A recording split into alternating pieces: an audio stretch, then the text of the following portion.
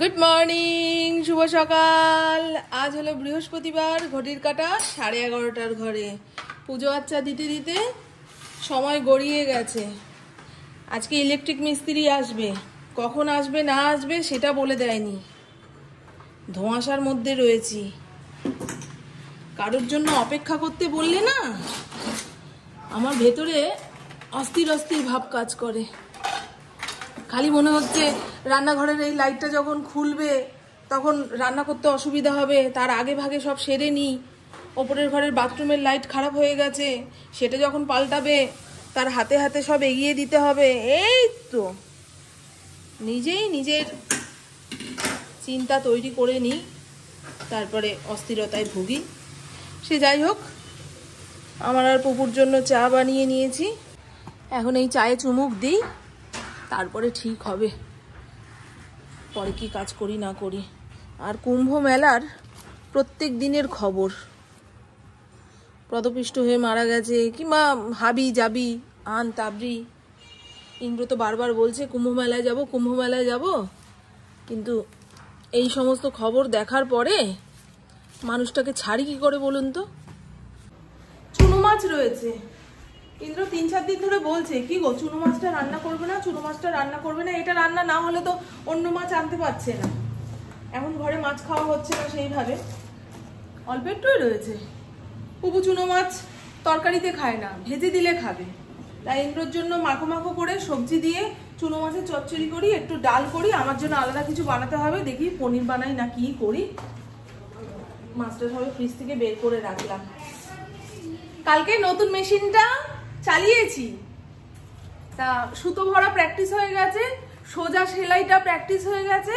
এরপরে যে যে সেলাইগুলো রয়েছে প্রত্যেক দিন নিয়ে বসবো, করতে করতে শিখে যাব। দেখলেন ডেমনস্ট্রেশনের লোকটা কিন্তু আসলো না, আজকে তো আসবেই না, দোকান বন্ধ, অফিস ছুটি তার।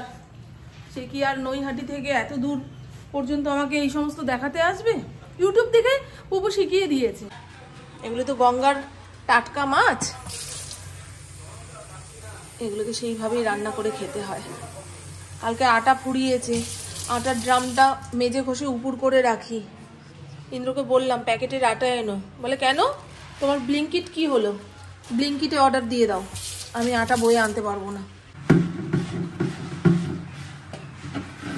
এই লাইটটা পাল্টে না দিলে কিছুই দেখা যায় না, ঘরটা পুরো অন্ধকার।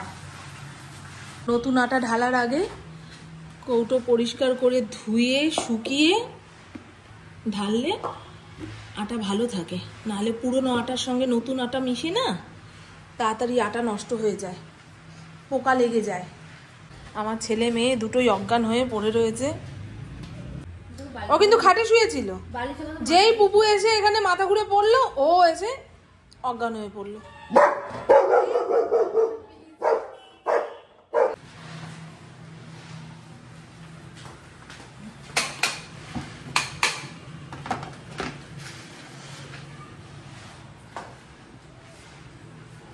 চুনো মাছ ধুয়ে লবণ হলুদ মাখিয়ে রেখেছি।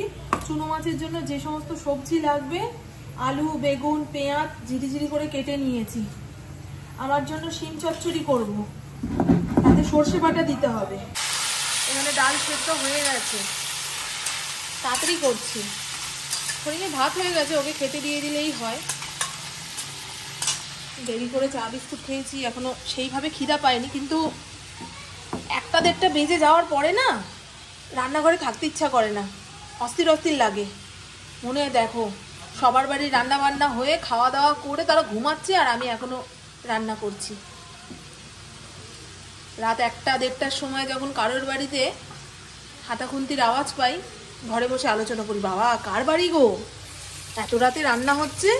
আমি ভাবি কি আমার বাড়িতেও 1:30-2টোর পরে রান্না বান্না হলে লোকে ঘরে বসে আলোচনা করবে, এ কি এরা এখনো রান্না করছে, কখন খাবে। সবসময় শুনছিলাম।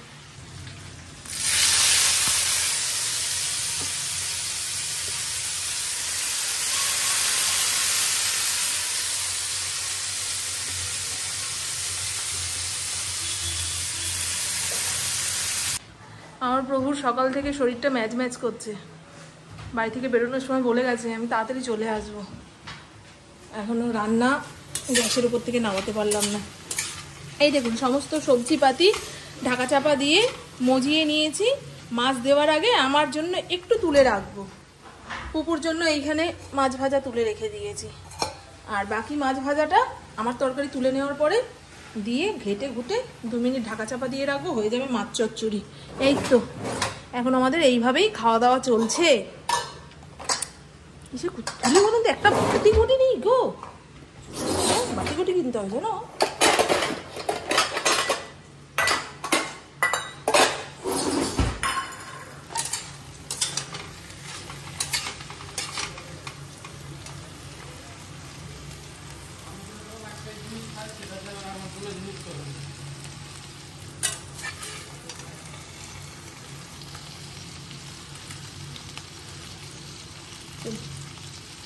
এটুকুতেই আমার হয়ে যাবে।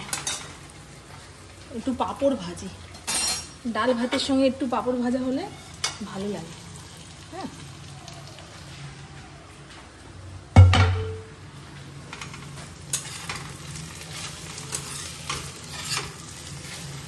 আর এই তো বন্ধু আমার রান্না বান্না কমপ্লিট। রান্নাঘর যতটা পেরেছি সাপটে রেখেছি, বিকেলে 1 কাপ চা বানিয়ে খেতে পারবো, এটাই যা। পাঁপড় ভাজতে ভাজতে দেখুন কৌটো ভরে গেছে, খাওয়ার টাইমে যদি কম পড়ে সেই ভয়ে এতগুলো ভেজেছি।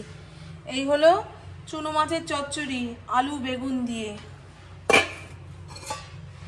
এখানে পুকুর জন্য চুনো মাছ ভাজা। এই হলো মাছ ছাড়া মাছের চচ্চড়ি, এখানে শিম চচ্চড়ি সর্ষে বাটা দিয়ে, সর্ষেটাকে বেটে ছাঁকনি দিয়ে ছেঁকে জলটা দিয়েছি। চোকলা শুদ্ধ দিলে সেই চোকলা পেটে গিয়ে একদম সারাক্ষণ গলাপুর জ্বলবে। আর এই হলো টমেটো ধনে পাতা দিয়ে মুসুর ডাল। আমাদের ঘরে মুসুর ডালটাই বেশি খাওয়া হয়, মুগ ডাল খেলে অম্বল হয়, অড়হর ডালের স্বাদ পায় না, মটর ডালেও পেট ভারী করে। তাহলে মামুন কি রান্না করবে? মুসুর ডাল। আবার এই মুসুর ডাল খেলে আমার গায়ে পায়ে ব্যথা হয়, আমার ডাল লাগে না, ঝরঝরে সাদা ভাত। চলুন এবারে সবাইকে ডেকে খুঁজে খেতে দিই। প্রভু সকালবেলায় একবার খবরের কাগজে চোখ বুলিয়ে গেছে, এখন আবার মুখস্থ করছে। এখন 2টো পেপার রাখে, আনন্দবাজার এই সময়।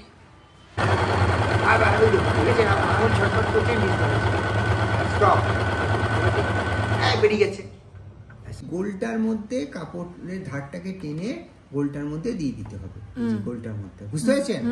আপনার মেইন কথা থাকলো এই যে কাপড়ের ধারটাকে এরকম সোজা করে তুলে রাখা, ও নিজেই গোল পাকিয়ে নেবে। উষা কোম্পানি থেকে ডেমনস্ট্রেশনের লোকটা এসেছিল, অর্ধেকটা শিখিয়ে দিয়ে গেছে। এটা হচ্ছে ফ্রি ক্লাস, কিভাবে সেলাই করতে হবে না হবে সমস্তটা শিখিয়ে দিয়ে গেল, আর বাকিটা পরের দিন শিখিয়ে দিয়ে যাবে। ফোন করতে হবে ওনাকে। এই দেখুন এত কিছু নিয়ে বসেছিলাম, এইগুলো পুপুর নাইটি কেটে যে ছোট করেছিলাম সেই টুকরোটা পড়ে রয়েছে, এটা দিয়ে গোপালের জামা বানাবো। ইন্দ্র ফোন করেছিল, এই দেখুন আমার মনের মতো মিষ্টি এনেছে, ছানা ভাজা। আর এটা কি গো, পান্তুয়া? জানি না কি এনেছে না এনেছে। ইন্দ্র বললো হাঁড়িতে যেটুকু ভাত আছে আর চুনো মাছের চচ্চড়ি রয়েছে, ডাল রয়েছে, সেই দিয়ে হয়ে যাবে।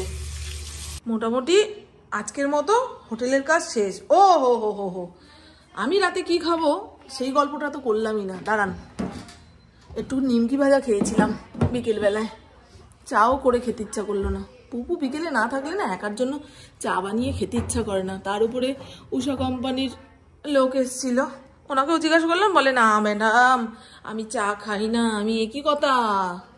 চলুন বন্ধু একটু পরে বসাবো আলুর চচ্চড়িটা। পুপু আমি ইন্দ্র 3 জনে কথা বলতে বসেছি। আমি যখনই ঘুরতে নিয়ে যাওয়ার কথা বলি তখন মেয়ের পরীক্ষা, মেয়ের পড়া, আর যখন গয়নাগাটি কিংবা অন্য কিছু চাইলাম তখন পকেটের অবস্থা ড্রাই, মরুভূমি।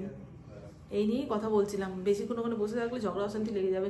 তো চলুন বন্ধু, আমার বকবক আজকের মতন এইটুকুই। আপনারা সবাই খুব খুব খুব ভালো থাকবেন, নিজের শরীরে খেয়াল রাখবেন, সুস্থ থাকবেন, আর অল টাইম স্মাইল করতে হবে। টাটা, খুব ভালো থাকবেন। ইন্দ্র বন্ধুদের কাছে বিদায় নেওয়ার আগে তোমার নামে একটা ছোট্ট বদনাম করেছি, বিদায় নেবো মানে এই আজকের মতো শোনা। তুমি তো বিদায় মানে ভাবো চির বিদায়, তোমার তো ওটাতেই শান্তি। এই বাবা না গো না, মনে মনে হিসাব কষো বলো কবে চির বিদায় নেবে, বুঝছো? কেন বলছো? আমি বলছি আজকের মতো, হোটেল বন্ধ, মানে টাটা। ও হোটেল বিদায়, হোটেল বন্ধ আজকে, ওই টাটা। চিকেনটা খালি বসাও। আমায় দেখা যাচ্ছে না, আমি তো এই নয় উঁচু, কি বলবো, লম্বা মানুষ, বড় মানুষ না। Tata, good night. Tata, good night. ঘড়ির কাটা 9:30 ঘরে, ঘড়ি কাটা 9 to 8, 9:28 সেটাও কায়দা করে বলবে। কায়দা আর কি জানো বলছি, তাড়াতাড়ি বাড়ি চলে এসেছে। মেয়ে বন্ধুর বাড়ি গেছিল, সেখান থেকে ফোন করেছে, একেবারে মেয়েকে নিয়ে বাড়ি আসলো। আমার প্রিয় মিষ্টি নিয়ে এসেছে, আমি খুব খুশি হয়েছি। ছানা ভাজা আমি খুব ভালো খাই জানো ইন্দ্র। আগে ওই ছানার মুরকি খেতে ভালোবাসতাম, সেটা এনে এনে আমার মুখে চড়া ফেলে দিয়েছে। এখন ছানা ভাজা না কি বলে, কি মিষ্টি নাম, মিষ্টি খাই। দেখুন আমি বাইরে আড্ডা মারি না, আমি বাড়ি থেকে 6টার সময় বেরিয়ে লাইফে ক্লাবে যাই, ওখানে 1.5 ঘন্টা কাজ করি, খাতা পত্র দেখে চা করে গল্প করে কথা বলে হয়ে মার সাথে দেখা করি, মার সাথে দেখা করে সাব ডিভিশনে যাই, একটুখানি যাই না বাড়ি চলে আসি। আমার সাব ডিভিশনে বড় ফ্যাক্টরি রাইফেল ক্লাব। কেন? যেহেতু আমি ওখানে জয়েন্ট সেক্রেটারি, আমার যেতেই হয়। বাড়ি এসে বইয়ের সঙ্গে কথা বলি না, বইয়ের ভিডিওগুলো দেখি। তারপরে বইয়ের সাথে কথা বলি না, বইয়ের ভিডিওগুলো দেখি। কারণ মুখোমুখি বসলেই তো আধা ঘন্টা পরেই অশান্তি লেগে যাবে। আর 1 ঘন্টা 1.5 ঘন্টা বসলে তো পাড়ার লোক ছুটে আসবে। এই কি হলো, ওদের বাড়ি যুদ্ধ হচ্ছে কেন, পুরো রং, মারপিট হচ্ছে কেন? একদম মিথ্যা কথা। আপনাদের মনে হয় যে আমার মধ্যে অশান্তি হতে পারে? যে স্বামী স্ত্রীর মধ্যে অশান্তি নেই ভাববে ডাল মে কুচ কালা আছে। এ হচ্ছে টিকে থাকার লড়াই। স্বামী স্ত্রীর সম্পর্ক এমন একটা সম্পর্ক না যেখানে অশান্তি হয়, সেটা একতরফা হয়, দুতরফা হয় না। তাহলে সেটা অশান্তি কি? হ্যাঁ, আমাকে বোঝায়। ঝগড়া তো দুই পক্ষ যখন গলা উঁচিয়ে কথা বলে সেটা ঝগড়া। অশান্তি হয় কিন্তু যখন এক একতরফা হয়, পক্ষ দুতরফা বলবে হয়। তখন আমি ওকে বোঝাই, বোঝে না। আর একটু কথা বলার স্বাধীনতা পেলাম বলে বললাম, এই তাহলে কথা বলতাম বলবে না। না। তাহলে বলতাম না। ঘর আমার, বাহির তোমার। কি তুমি বাইরেও কথা বলবে, ঘরে এসেও কথা বলবে, তাহলে আমি যাব কোথায়? আমি ওকে বলেই দিয়েছি ঘর আমার, এই 4টে দেওয়াল আমার। এখানে আমি যা বলবো তাই শুনতে হবে, যা বলবো তাই করতে হবে। 100%। আর বাহিরটা তোমার, সেখানে তুমি যেমন বলবে সেইভাবেই আমাকে চলতে হবে। কারণ আমার থেকে বাহির তো তুমি বেশি দেখেছো, আমি তো 4 দেওয়ালের মানুষ। Tata tata. আমার চোখ দিয়ে তুমি দেখেছো? না না বাবা, আমার চোখ আছে, আমার চোখ আছে সোনা। আমি কারোর চোখ দিয়ে দুনিয়া দেখি না। Bye, good night. হ্যাঁ, গুড নাইট। চলুন বন্ধু, টাটা। একটা মিষ্টি খাই। হ্যাঁ, এক সময় বলি যে মিষ্টি আনবে না, আনলেই খেতে ইচ্ছা করে। আবার যখন মিষ্টি খেতে ইচ্ছা করে তখন আবার বলি, কি গো তুমি, তোমার হাত এত ছোট হয়ে গেছে, একটু মিষ্টি আনতে পারো না? কোথায় যাবে লোকটা? কি ভালো গো মিষ্টিটা, খানা মা, খাবেন? ছানা ভাজা না ছানা পোড়া, কি মিষ্টি গো এটা।